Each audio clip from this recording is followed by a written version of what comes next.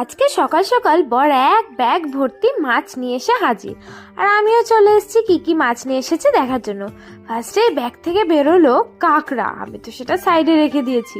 তারপরের প্যাকেটে ছিল এখানে খয়রা মাছ, যেটা তোমরা খোকা ইলিশও বলতে পারো। আর এক প্যাকেটে ছিল রুই মাছ, পুরো একটা গোটা। আর কিন্তু ছিল এই যে কাঁকড়া, আর কাঁকড়াটা ঢালতে আমি তো ভীষণ ভয় পেয়ে যাচ্ছিলাম।